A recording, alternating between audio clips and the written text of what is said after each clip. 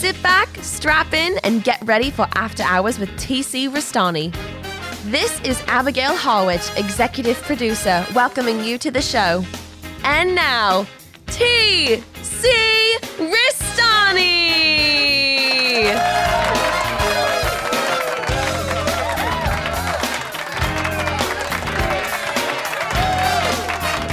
Alrighty then. Welcome to the After Hours with TC Restani, the podcast. I'm TC Restani, emanating from the palatial podcast penthouse. And I'm here with my panel of experts, and we're going to go around the horn and introduce them right now. My mentor, Mr. Ricky Bittman. Hey, Quincy, get stuffed. Donk. Very good, Jeff. Look at that. What was that from? From Crocodile Dundee. Oi. Most donk. I think I was on a bus one day, and I thought of that scene, and I could not stop laughing. I was all by Really? myself. And if you think about the scene we're talking about, of course, is when Mick calls back to Walkabout Creek, where he was from. I can't remember the name where he was from, but Yes, it is Walkabout Creek. and he calls up and he's like, "Who's there? I want to talk to somebody." It's Donk's here. So Donk comes over and he's the big dopey guy, and he's just eating. And he just drank a beer. He goes. He grabs the phone. And all he says to them, now Mick Dundee's on the other side of the world. The only thing he has to say to him is, "Hey Mick, get stuffed." And that was it. Unbelievable. So the person who loves to get stuffed, Quincy Sorry. Briscoe, the milkman. What's up, QB? Not much. Just, Great. we Unbelievable. had a nice fourth. I'll give you that. Great. We had a nice four. That was like a month ago, but yeah, it was great. Well, we gotta say something, right? Well, yeah, we did. You just did. It was great. It was fantastic. Well, maybe we'll delve into that little 4th of July thing that we had going on. And, of course, the greatest celebrity stalker of all time, South Boston Jeff. Hey, feeling hot tonight. Well, you're feeling down Yeah, also because I understand that one of your favorite actresses, now she was in 2 of your all-time favorite movies. That's correct. Very somber and everything. And I'm glad that you mentioned it. It's a very somber farewell to the iconic, eccentric Shelley Duvall. Oh yeah, Oh man, that's right. she passed away last night on her birthday. No, it was 4 days after her birthday. Oh really? She was born on okay. July 7th. Oh, okay. Well, Ringo Starr's- close to her, but well, at least she made it to 75. And she was wildly eccentric, and like I said, I've been listening to my Popeye movie soundtrack constantly. There's a great track by Shelley Duvall on here, which became iconic, called "She Needs Me," or it's not. Actually, it's not really that great, but it is. You like it. That's all that matters. It is. Nothing circulates Shelley Duvall. Nothing says Shelley Duvall more than this song. But Which one is Shelley? Shelley Duvall played. Well, it's not this guy. It's not Robin Williams. The baby in the Yeah. past. Shelley Duvall played Olive Oil in Popeye, and she also played the Wendy Torrance in The Shining, which were both filmed in 1980. Now, Now, what was the cause of death? Diabetes. Oh, okay. So she Yeah. didn't kill herself, nothing like that. No, she was a heavy smoker, but that's not what killed her. So light But up, there's everyone. plenty of physicians around that can take care of diabetes. Well, she was old. She was Well, old. how old yeah. did you say she is? 75. Do you pay attention to the program or not? You can't afford to Oh pay yeah. attention. I don't know. I find that And of course, she did not look like this. No. She blew up, let herself go. That was 44 years ago. But even still, she looked rough. She was like living in her car and stuff, and she was saying a lot of nasty things about Jack Nicholson. Really? Like Jack Nicholson cares. Yeah. I don't know. Saying that she talks to the spirit of Robin Williams on a daily basis, stuff like that. Maybe she does. I don't know. Yeah, I wouldn't believe it. I wouldn't doubt that and everything. The city of Malta, where Popeye was filmed, they say it's haunted now. It's it's over in the Maltese. Yeah. The Isle of Malta in the Maltese Islands. Before the movie Popeye came out, they had a bunch of Irish immigrant workers build the town, and the town is still there. It's an amusement park now. No. Yeah, I've always wanted to visit it, but it's quite a ways out Well, there. it's off of isn't it off like Italy or Sicily? Sounds it. What famous wrestler was from I the was Isle just of going to Malta? ask you that. That would be Baron Miguel Cicluna. Yes, from the Isle of Malta. Very cool. Very cool. Well, rest in peace, Shelley Duvall. Yeah, rest in peace, Shelley. And also, we had another death. We had the little kid from Alf. Never watched one episode. Benji Gregory was his name. He died like a month ago, and they're just announcing it now. He's 46 years old, but he was found dead in his car with his dog that was also dead. Oh, that's not nice. Something's fishy going on. Now, was that there. the show where the father on the show was like a twisted pervert? Well, he was in real life. Yo, Willie. That's what I mean. Yeah. Not on the show. He looked it. He did look the part. Yeah, he was like in scat videos and stuff. They found him. I think he found out he had like terminal cancer, and he didn't care. They found him dead with hookers and stuff. Well, you know. But to each his own. But yeah, he Benji Gregory or Gregory Benji. I don't have the Abby's off this week, so I don't have the producer notes down here. Maybe she's at the wake. Maybe she could be at the wake. Maybe she's on the Isle of Malta. We don't know. She'd be big hit over there. I think something else is a little noteworthy. Correct me if you stifle me if you don't feel like it. But someone from the After Hours alumni passed away. Does anybody remember Signature Boy Dave? Oh, yeah, I was going to mention that. For those of you who don't know what the Signature Boys were, they used to get autographs on their skin and then tattooed in. And myself and Jeff were tattooed. Our signatures were tattooed on their bodies. If you're watching the screen right now, there's the late, great Signature Boy Dave with my signature right on his arm pointing at it. Yeah, he had me on his right in the middle of his chest. Yeah, like where you get a tracheotomy. I was thinking of going to the wake and everything with his daughters and saying, "Hey, SBJ, that's me, You right should. there, right you know there." Hey, you know you should. Maybe you really should. And I told Sabrina, our former executive producer, because she signed his wrist. I remember that too. It was a sad thing. He was only 50-something years old, and him and Signature Boy Dave, they had an iconic deal going there. They were the first people to get themselves tattooed with autographs, and they were on the Howard Stern Howard show. Stern show. That's the first time I heard of Back them. in the, I don't know, I'm going to say like 2005 or 6. And you know who got them on that show? Yo. No. Who? Jenna Jameson. Really? Jenna Jameson, they met Jenna at one of these conventions, and she was fascinated by what they did, and she called, I think, Baba Booey, and They said, would have done anything for her. I said, I got these guys, and that's where they got, that's where their fame came, and they got... And Howard's on. And there. Howard's, everybody was on Robin there. Everybody and from the Jackie. Howard Stern show, yeah. Jackie the Jokeman. Jackie the Joke Man and everybody. But it was sad that Signature Boy Dave passed away. Last time I saw him in the flesh was in this podcast penthouse in 2016 when we did an interview with the Signature Boys. Oh. Unbelievable.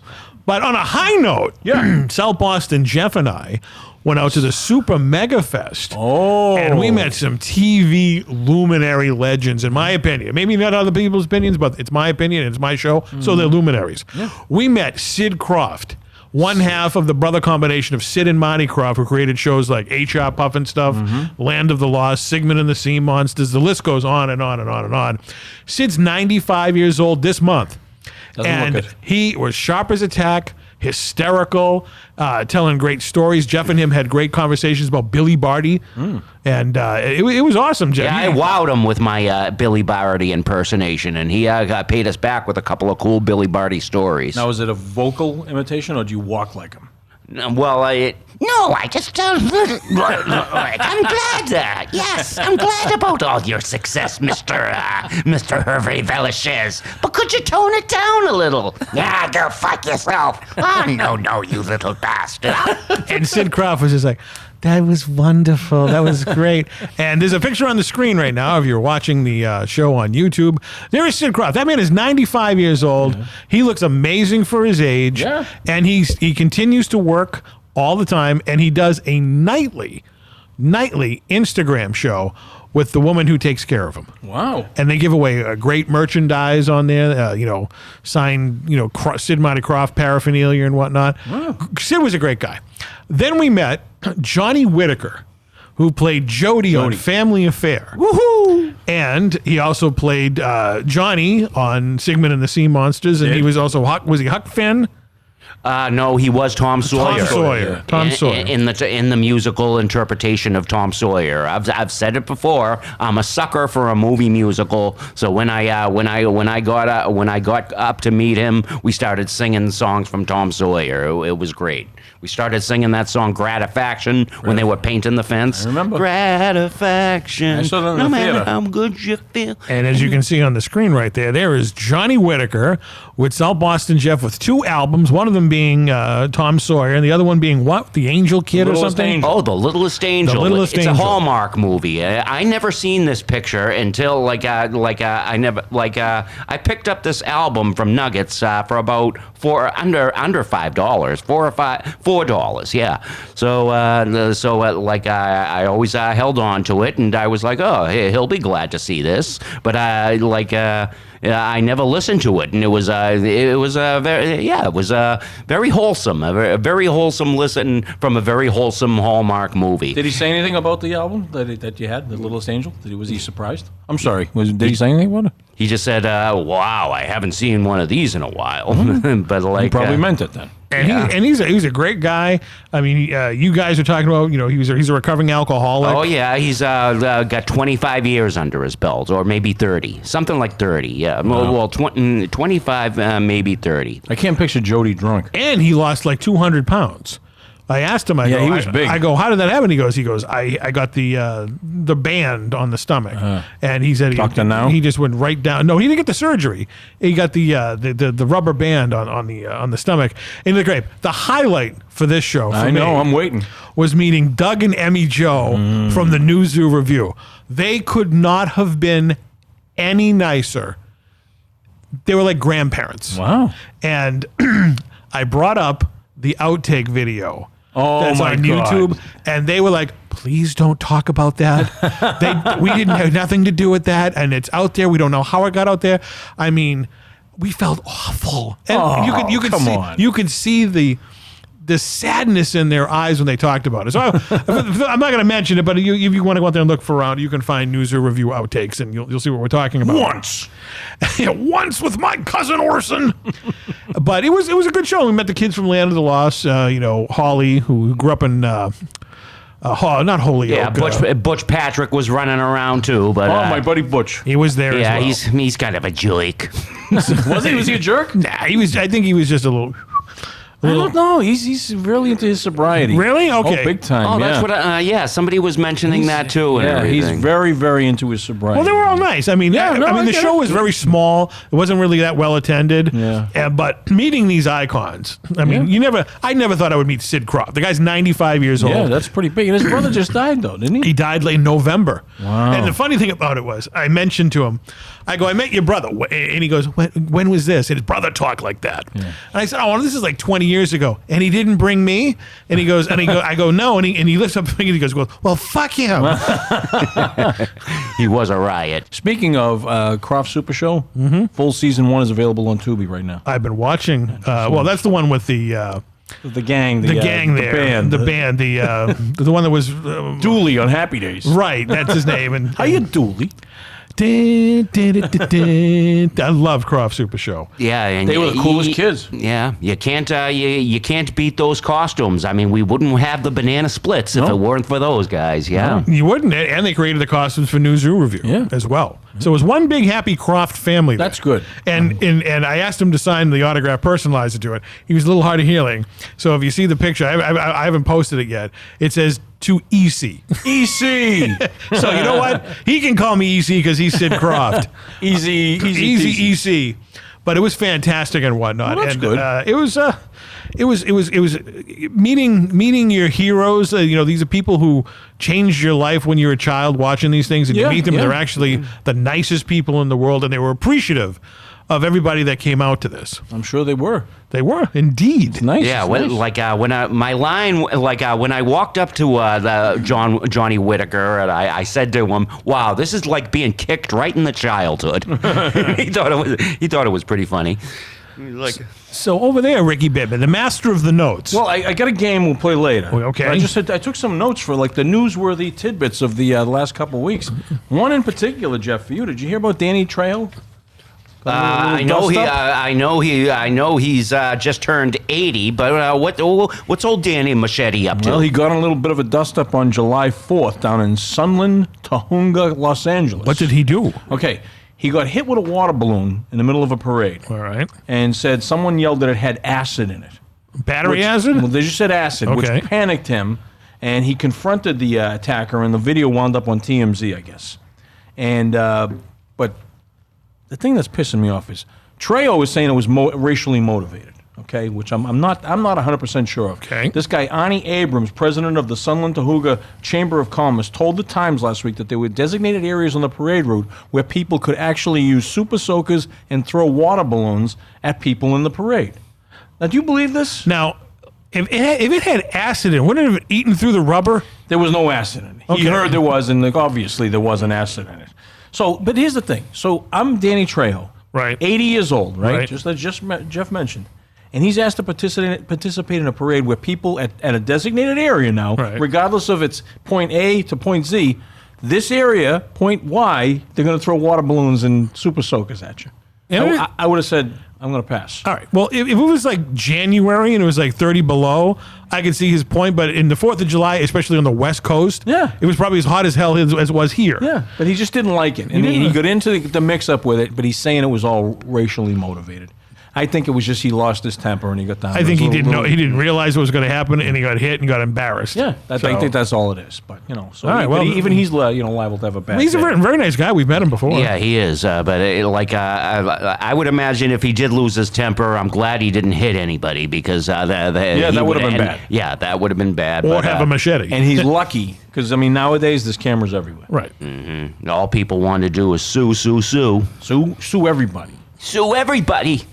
And then the other day, so I came across another story. Another story. For over a year, they just released these guys from a capsule, a man-made capsule, the NASA space program. For over a year, 4 crew members participating in NASA's Mars Dune Alpha. I heard about this. Simulated experience, communicated, ate, slept, and researched as if they were stationed over 200 million miles away on the Red Planet. Kelly Haston, Anka Saliuri, Ross Brockwell and Nathan Jones were greeted by a round of applause over the weekend as they emerged from the 1,700 square foot 3D printed habitat at the Johnson Space Center in Houston, Texas. So they've been in there, forever. A year. Yeah. 1 year. One whole year of their lives. And they come out and they're like, they did simulated spacewalks. They did, they planted things and everything. And they had a realistic communication with the Earth on a 22-minute delay, meaning... Right. For the distance from Mars. Imagine that. Well, here's the thing I want to know. If they Could are, you imagine talking to Quincy with 22-minute delays? it always feels like that. His point right now, he'll bring up something 20 minutes from now. But if they're going to Mars, Yeah. I want them to land the first day with a rover, a camera, everything at Cydonia. Cydonia. Okay. Cydonia is the portion on Mars where the face on Mars is supposed to be, face. Yeah, and there are pyramids supposedly there. Do that, I'll be impressed. All right. Well, listen, they're going to be doing this again now. And to qualify, you must be healthy, non-smoking U.S. citizen, permanent resident between the ages of 30 and 55, and proficient in English. So the question is, would any of us do this? Go to Mars? No, participate in this study. No. No. I couldn't do it. Not at all. What do you think, Jeff? I think you might be able to pull it off. Yeah, Well, he's but a I'm a smoker. smoker. Yeah. Oh, forget it. If- Quincy's a midnight toker. He is, but if they were going to Mars, I'd go to Mars. You would? I would go to Mars. Didn't they say, like, if you go, you can't come back? Is that the whole deal? Obviously, they're coming back. I don't know. I was watching Big Bang Theory one time, and Sheldon was going to go. Probably a couple of those guys will get you. Well, maybe. But I would definitely go to Mars. All right, you know what? Let them perfect it. Let them get warp travel. Yeah. You know, not the ones that they're going to do, because they're going to probably have to knock them out for like 6 months by the time they get there. That's just so scary to me. But I'm going to demand the first thing. I'm going to call like Elon Musk. Say, listen, you got $8 trillion billion, right? Build a starship, get us to Mars, and land us there. And if there's nothing there, I will never bring it up again. All right.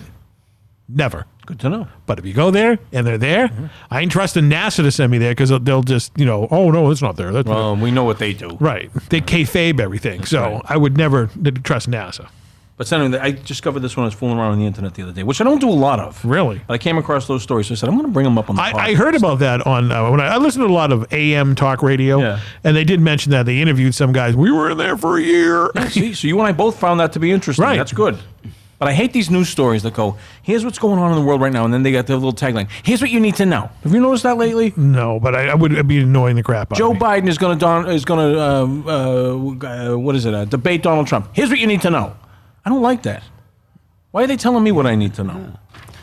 George Clooney gave up Joe Biden as a supporter. Here's what you need to know. Okay, yeah, but bringing that, He pissed me But off. 3 weeks ago, Yeah. he had a fundraiser where he had like $250 million for his campaign, Yeah. and they were all going, "Oh, he's the greatest in the world." Yeah. Now all of a sudden, Yeah. we need to replace him. Yeah. So I really cannot stand George Clooney. I hate him with every friggin' ounce of my body. I've only liked him in certain movies. I liked him in the Ocean's 11's movie, or 12 or 13, or whatever was in that. From Dusk Till Dawn, when he played him and Tarantino, were ended up to be a couple of vampire hunters. You know, you're right. That Where is a he good played movie. Seth. Yeah. Yes, and one of Danny Trejo's first movie. But that was one of them. But that that was when he got popular and That was everything. before he got corrupted. Let's just put it True that way. Danny Trejo fans know that his very first movie was like Death Wish 4, The Crackdown, and then Runaway Train. Yeah. And he was on Breaking Bad. Remember, he got decapitated, and he was on the turtle. Yeah. The turtle that was They placed walking. the head on the turtle. Oh, that's right. Yeah. That's right. I remember that now. What else you got over there? Well, I have a game. What's the game? All right, the game's called... It's not bingo, is it? Which one's the fake story? It's kind of a rip-off of a Howard Stern game. Remember the Mike Walker game, Jeff, from back? We listened back in the day? Mike Walker. Mike no, Walker, I'm he sorry. was a columnist for the National Enquirer, and he used to call up on the Stern Show. And he used to give him 3 celebrity stories. One of them was a fake story. Gotcha. Oh, okay. So what I did was I came up with 3 stories. Would the real big Ricky Bittman please stand? That's right, exactly. So along those lines. So I'm going to tell you 3 quick stories. All right. And you got to pick which one is the fake story. Okay. So I'm going to start with this one. All right. All right, no particular order here. Rockstar Meatloaf's career was almost sidelined by pinball wizardry. The venerable rocker had a potential career as a championship player and was even recognized by Bally Pinball in 1974 before he headed into the studio to record his landmark album, Bat Out of Hell. The company offered him a 6-figure deal for endorsements in live event competitions and challenges around the globe. Posters exist pitting the portly pinballer taking on another championship player from Guam had been printed en masse and are among some of rock's greatest memorabilia treasures. As a matter of fact, Steven Spielberg has a personally autographed copy hanging in his office that could be valued close to $50,000. Wow. Okay. Incidentally, his Bally contract at the most would have garnered him around $350,000, including endorsements, while sales on his Bat Out of Hell album totaled $43 million and was deemed 14 times platinum, and at his passing, Loaf was worth around $40 million. Wow. So story number 1, Meatloaf was a pinball wizard. He was a pinball wizard. There has to be a twist. Okay. All right, I'm going to start this off. Wait, quick. we're we're not done yet. Oh, there's 3. There's 3 stories. Oh, One of okay, them's okay, fake. gotcha. Sorry. So it's Continue. kind of long, but we'll get there. Continue, We'll get there. Wait a continue. minute. Where's the one? This is So one. Okay. just dwell on that story So with look, Meatloaf. we'll review them at the end. Okay. So LeVar Burton, probably best known and loved for his role as the host of children's television series Reading Rainbow. No, he's Geordie LaForge from Star Trek: The Next I'll Generation. get to that. Jesus. He said, But best his- known for. His career as an actor spanned for full 47 years, from his debut role as an enslaved African Kunta Kinte in the miniseries Roots to his ongoing role as Geordie LaForge in the Star Trek spin-off series. In the FX miniseries Clipped, Burton plays himself as a friend, confidant of former LA Clippers coach Doc Rivers, played by Lawrence Fishburne. In a scene in the series finale, Burton and Rivers have a one-on-one conversation in which Burton shares that he has the chains he wore in Roots hanging above his 12 Emmys over the hearth in his living room. I keep the chains on my wall in my living room. I want my guests to know, while I'm unquestionably their friend, I am also filled with rage. Wow. Is he listening? The creature is driven by rage. So we got Meatloaf as a pinball wizard. Right. Does LeVar Burton really keep his Roots chains on a wall, okay. over his hearth in his living room? And the last one, Christopher Walken used to work as a lion tamer. When Christopher Walken was 16 years old, he worked several odd jobs, one of which was as a lion tamer in a circus. Well, he was the assistant lion tamer to head tamer Terrell Jacobs. When Terrell would finish his act, there would be one lion left, and I would go in and have this lion do tricks. It was a female lion named Sheba, and she was very sweet, Walken said in an interview with Vanity Fair. Wow. So Walken, lion tamer, LeVar Burton has his Roots chains on display in his living room, and Meatloaf was a pinball wizard. Which one's the fake story? Which one is the fake story out of those three? Yeah, go around the table and tell me what's the fake one and why you think so. Okay. I'll keep score. I am going to say the LeVar Burton story is fake. Now, why do you feel that way? Because it would be glorifying slavery. He had the chains on the wall. Interesting. And LeVar Burton is a straight shooter, very nice man. I don't think the Emmy Award would justify for their Roots role. Yeah. I don't think he had the chains on the wall. And he says it's a reminder that while he's a very sweet man, he's also filled with rage. Do you see that in him at all? No. Okay. I don't. That's a good reason for picking that your fake one. All right. Well, I happen to think that it's the fake story is Meatloaf being a pinball wizard. Okay. Because I haven't ever heard of it until now. And is it I haven't ever heard of Steven Spielberg speak of it. And I mean, pinball just doesn't seem to be his taunting. Okay. Yeah, he's the big angry Meatloaf and everything. Okay. Could be wrong, but that's my thing. I think that Meatloaf has the I like fake it. We got story. two different opinions. Now, Quincy, do you remember how the game is played? Do you think this guy, LeVar Burton, who's in Roots, do you think he keeps the chains hanging on his wall? Or do you think Meatloaf, who sang Bat Out of Hell, and 2 Out of 3 Ain't Bad, could have been a pinball wizard if he chose to? And the other one was, do you think Christopher Walken, the actor, worked as a lion tamer at one time in his life? What do you think's the fake story? I don't know. The lion tamer, I guess, could be fake. Sounds like it's a stretch. You wouldn't think a Hollywood actor would go in. Because he's a very strange man. And he's 16. Yeah. I mean, what parent would let their kid, tame and lion? he was, could be a lion that's out there right now. She was very tame. She was wonderful. I'm a deer hunter, by the way. So we got three different opinions here. Obviously, you can't guess because which one is which. No, but I'm impressed when we get three different answers here. Well, as usual, the smartest one at the table when it comes to celebrities is none other than South Boston Jeff. 100% right.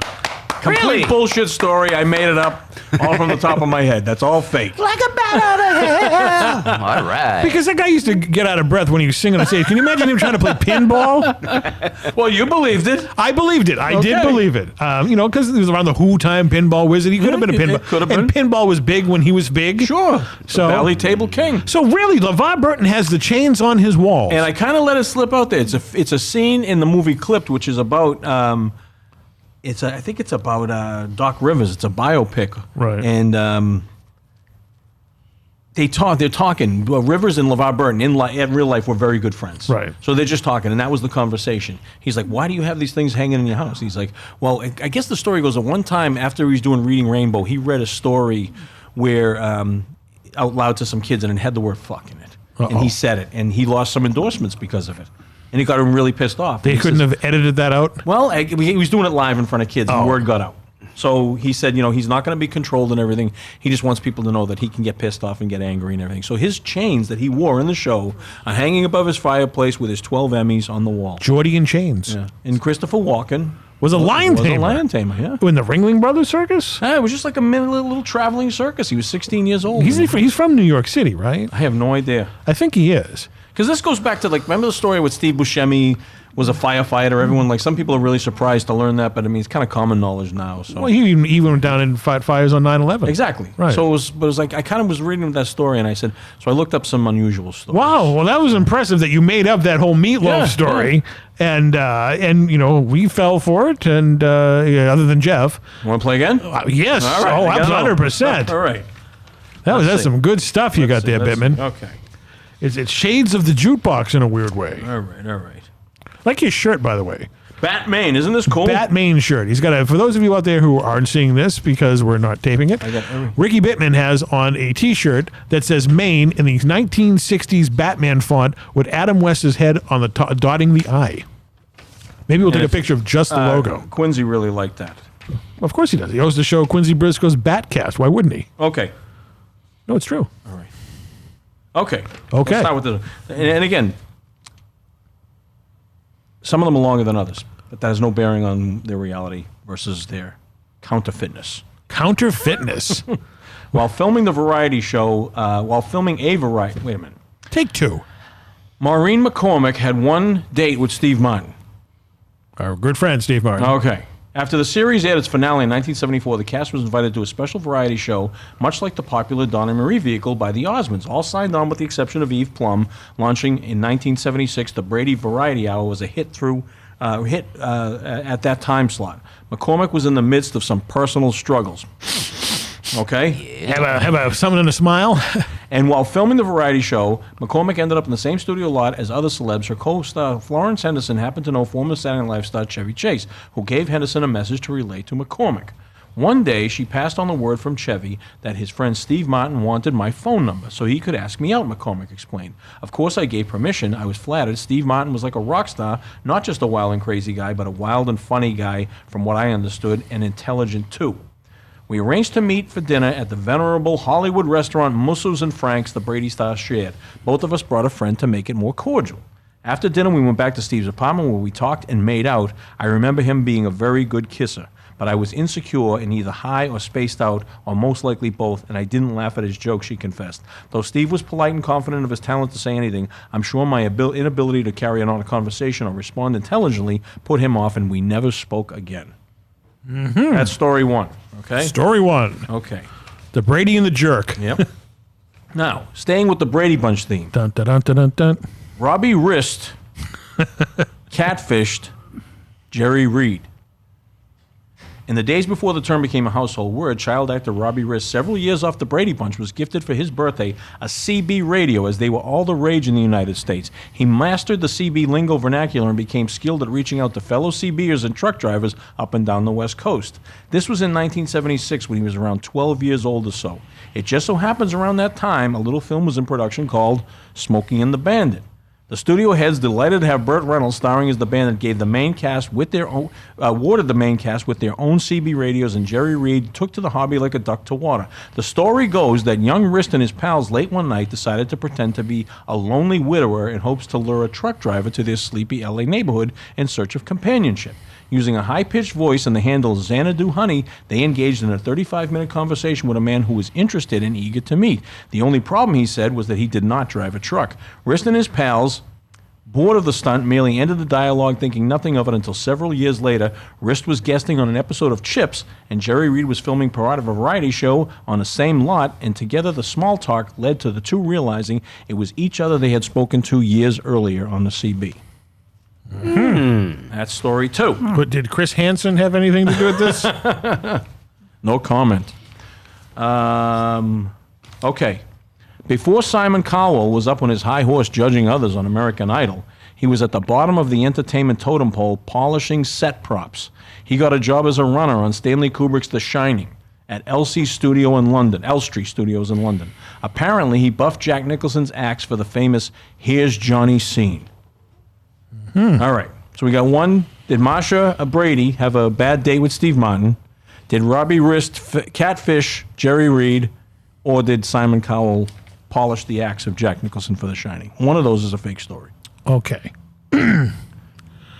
I'm going to say that the fake story out of those three is Robbie Rist catfishing Jerry Reed. Okay. Why do you feel so? Did who do they have playing the female role? I mentioned that he used a high-pitched voice. He used a high-pitched voice. Yes, he would broadcast in a high-pitched voice. So he was about 12 years old at the time, right? Yeah. Okay, that's a possibility. Yeah.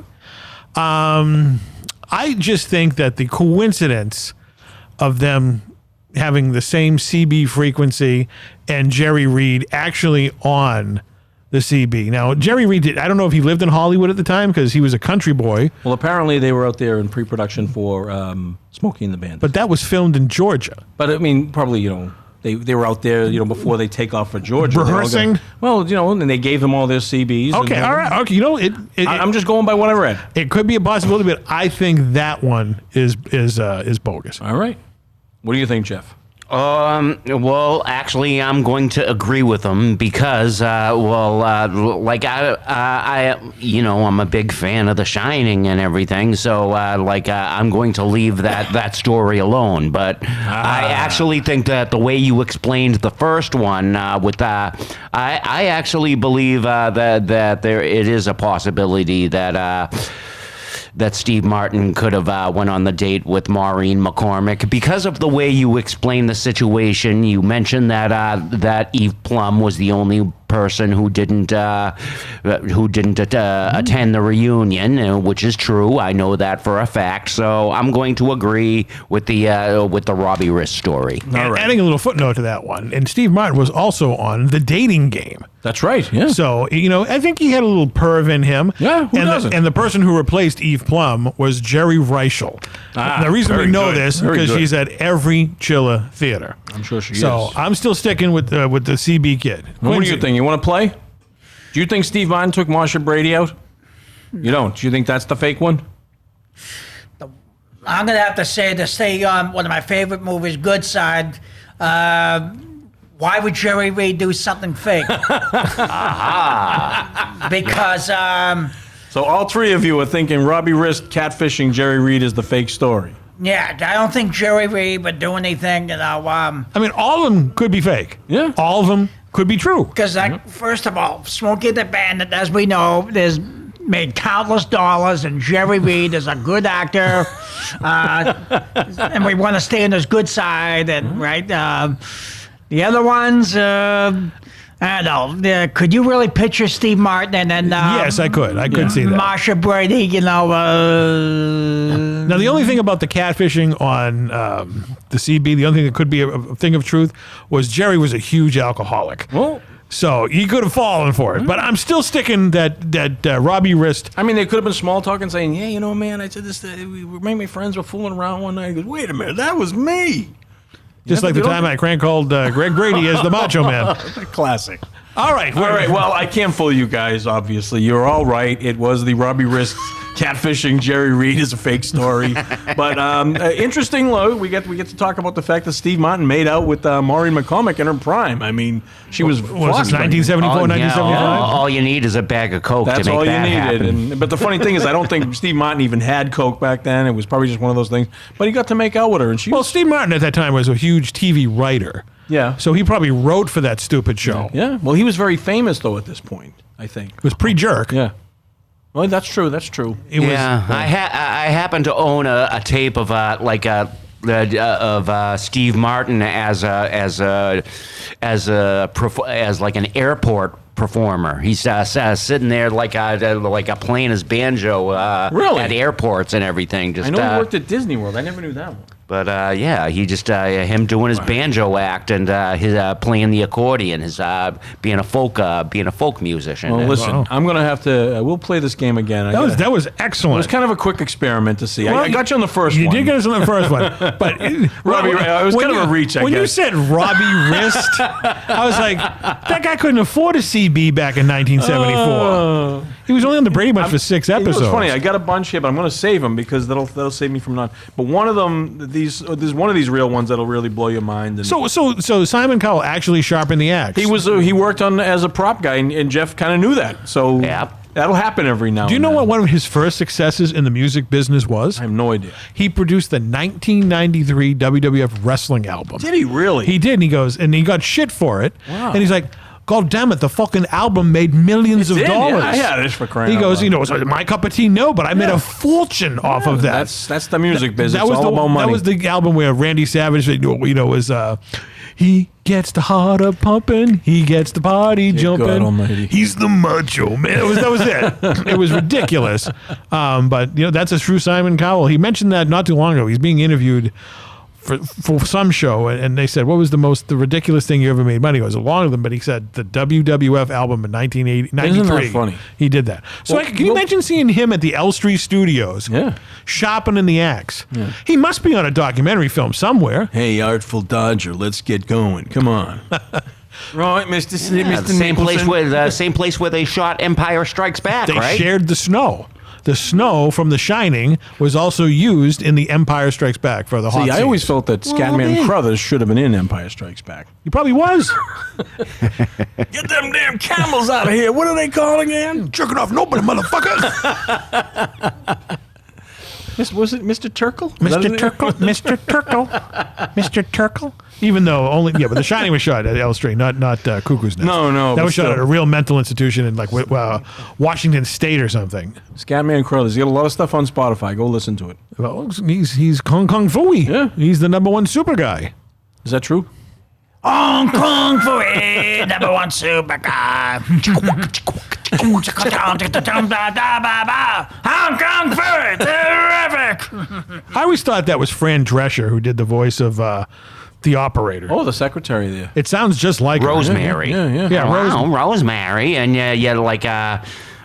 she isn't as good. She isn't as good looking woman like the woman who does Rosemary's voice.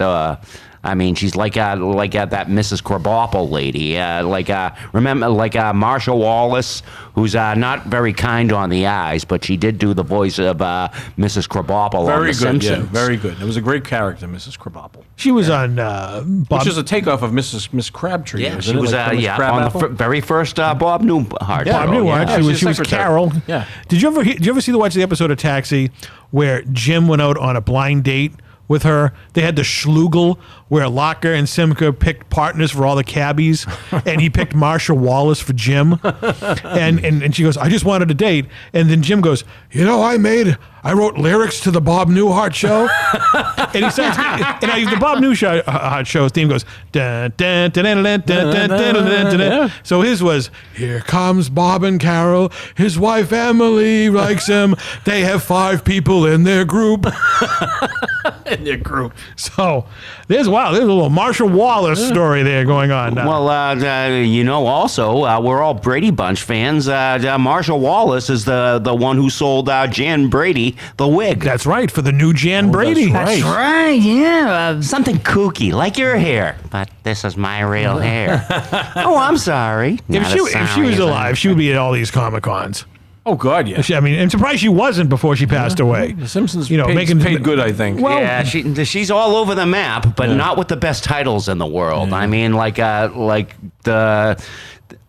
she did a Gilligan's Island movie with Tom Bosley. Oh, that was the second one. That was the one where all right, the three Gilligan's Island trilogy movies that came out was Rescue from Gilligan's Island, Yeah. where they tied all the huts together and Yeah, floated yeah. back to the mainland.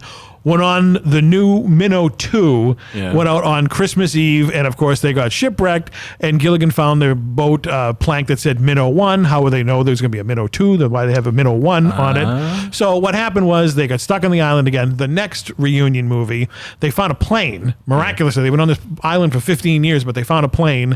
They flew away. The plane was about to crash. They landed back on the island. But, of course, the Coast Guard saw it this time and rescued him. And Mr. Howe goes, God damn it, enough of this. And he bought the island and made it into an own little private Hawaii resort. No, yeah, okay. And it was called the Castaways on Gilligan's Island. So Tom Bosley and Marsha Wallace were a couple that just were guests on Who the Gilligan's hell Island. writes this shit? Honestly. Sherwood Schwartz did, actually. Yeah.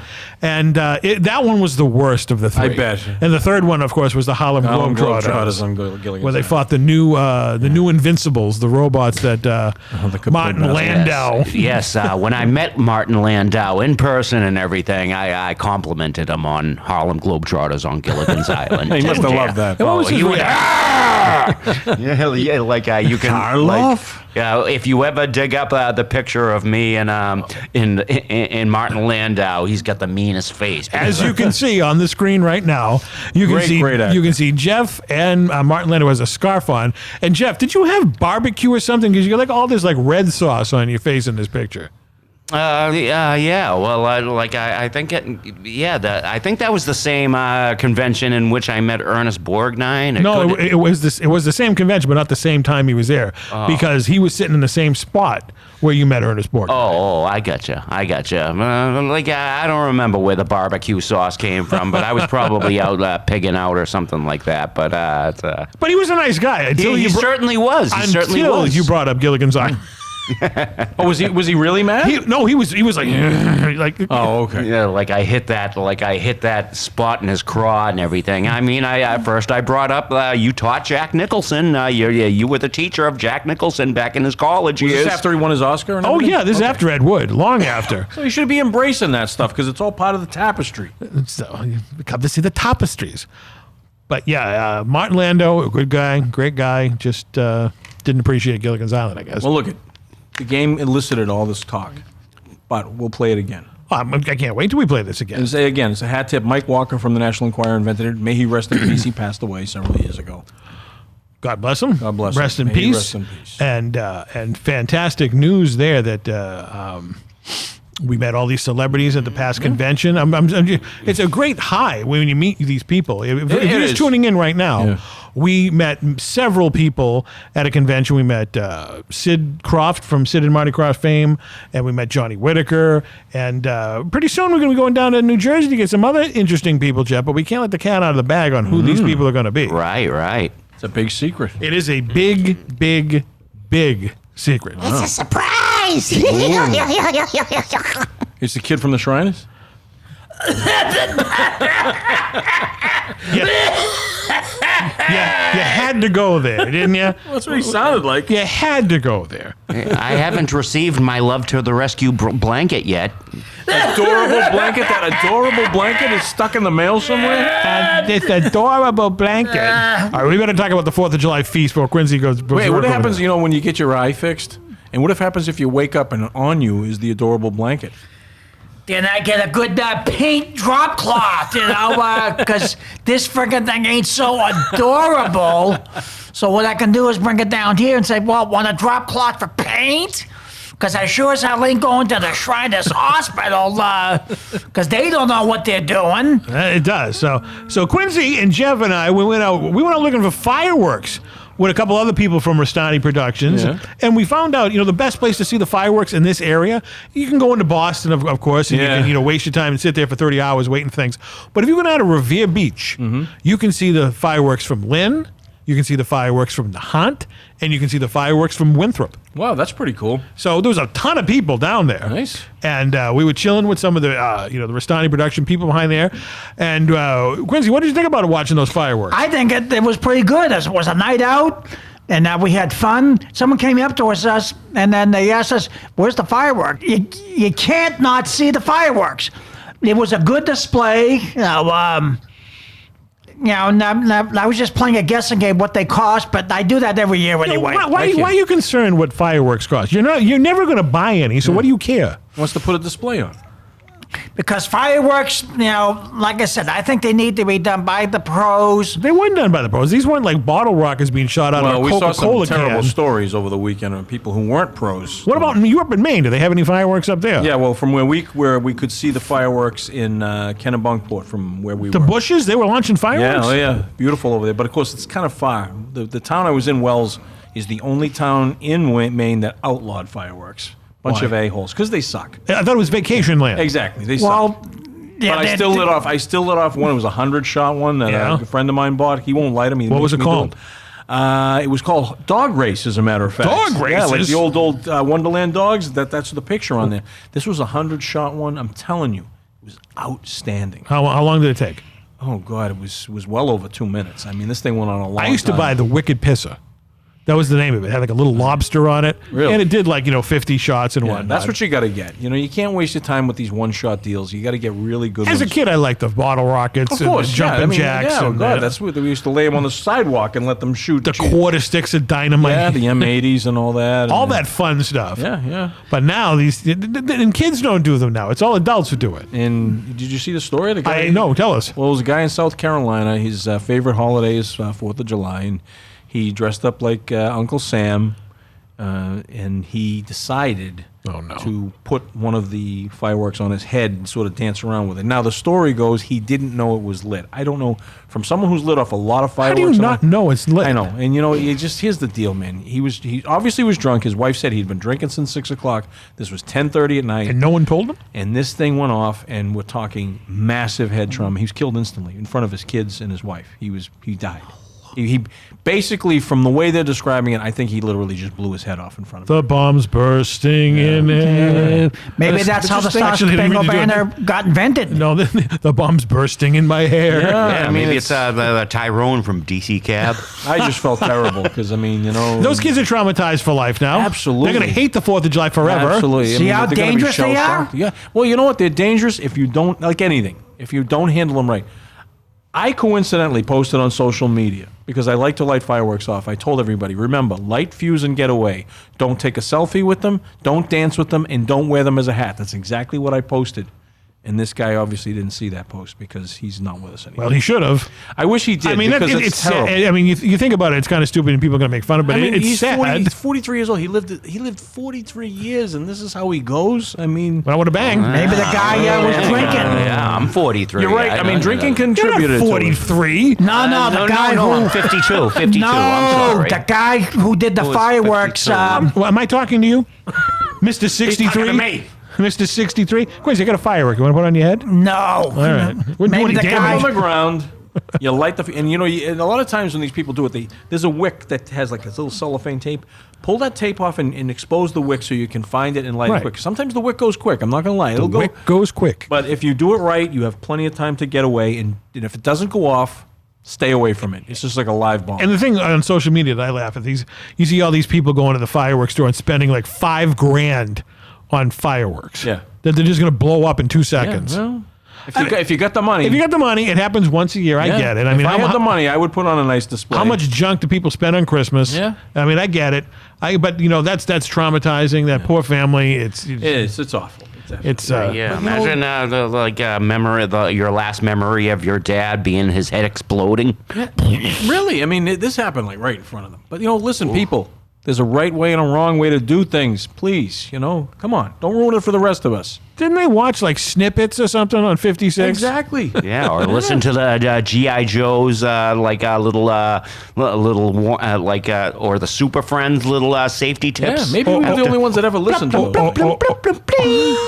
Or Webster, stop, drop, and roll. Exactly. You know, There was lessons there. there are lessons to be learned, just like everything in life. Now, Quincy, can you wrap up the show without blowing your head up? Well, thank you for watching this very interesting episode. And we hope to see you again soon on another interesting episode. And maybe we'll play the quiz game again. You never know. I hope we had fun with it. I I'll think put we my did. thinking cap on. Here's an idea, Quincy. What about we play the quiz show as we play bingo? All right, that is a good idea. Idea. We're always coming up with something. Yes. Okay. So wrap so up. next time we come wrap together, up this but for the explosive present- episode. Thank you for watching this very explosive episode. Adorable. Please drive home carefully, and we hope to see you again soon. And remember, we never close.